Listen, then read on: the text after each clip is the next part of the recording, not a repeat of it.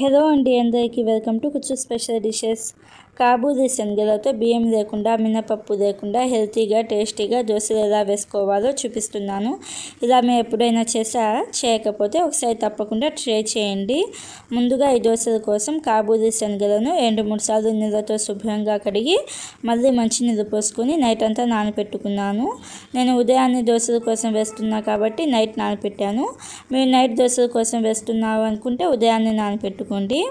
ఇలాగ నానబెట్టుకున్న శనగలను ఒక మిక్సీ జార్లోకి వేసుకొని జీలకర్ర 1 టీ స్పూన్ వేసుకోవాలి. అలాగే ఒక 2 టేబుల్ స్పూన్ల కొత్తిమీర వేసుకొని ఒక పచ్చిమిర్చిని చీలికలుగా కట్ చేసుకొని వేసుకోండి. 2 ఇంచుల అల్లం వేసుకొని మీరు ఏ కప్పుతో అయితే శనగలు వేసారో అదే కప్పుతో ఒక 1/2 కప్పు దాకా పెరుగు వేసుకొని ఒకసారి బాగా గ్రైండ్ చేసుకోండి. ఇలాగా ఒకసారి బాగా గ్రైండ్ చేసుకున్న తర్వాత ఉప్మా రవ్వ ఒక 4 టేబుల్ స్పూన్లు వేసుకోండి. ఉప్మా రవ్వ ఒక 4 టేబుల్ స్పూన్లు వేసుకొని ఇంకొక 1/2 కప్ నీళ్లు వేసుకొని మెత్తని పేస్ట్ లాగా గ్రైండ్ చేసుకోవాలి. ఇలాగ మెత్తని పేస్ట్ లాగా గ్రైండ్ చేసుకున్న ఈ పిండిని ఒక గిన్నెలోకి వేసుకొని అదే మిక్సీ జార్లో ఇంకొక 1/2 కప్పు దాకా నీళ్ళు వేసుకొని ఒకసారి బాగా కలుపుకొని ఆ నీళ్ళను కూడా దోశపిండిలో వేసేయండి. దోశపిండిలో వేసేసి మీ రుచికి తగినంత ఉప్పు వేసుకొని వేయించిన జీలకర్ర పొడి 1 టీ స్పూన్, పసుపు 1/2 teaspoon, red chilli 1 teaspoon వేసుకొని ఒకసారి బాగా కలుపుకోండి.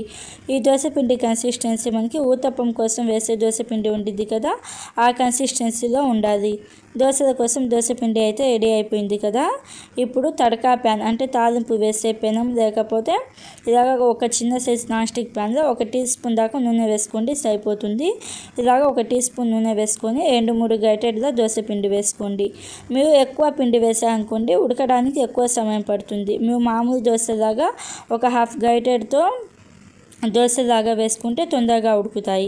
ఇలాగా దోశ పిండి వేసిన తర్వాత స్ప్రెడ్ చేసుకొని పైన మూత పెట్టేసి మీడియం ఫ్లేమ్లో ఒక 2-3 నిమిషాల పాటు ఉడికించుకోండి.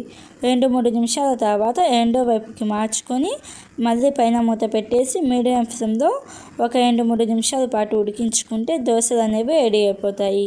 మళ్ళీ దోశలు వేసేటప్పుడు ఒక 1/2 టీ స్పూన్ దాకా నూనె వేసుకొని దోశలు వేసుకొని పైన మూత పెట్టేసి మీడియం ఫ్లేమ్లో ఒక 2-3 నిమిషాల పాటు ఉడికించుకున్న తర్వాత రెండో వైపుకు మార్చుకొని రెండో వైపు కూడా 1 నిమిషం పాటు ఉడికించుకుంటే దోశలు అనేవి రెడీ అయిపోతాయి. చాలా హెల్తీగా టేస్టీగా కాబూలి శనగలతో దోశలు అయితే రెడీ అయిపోయాయి.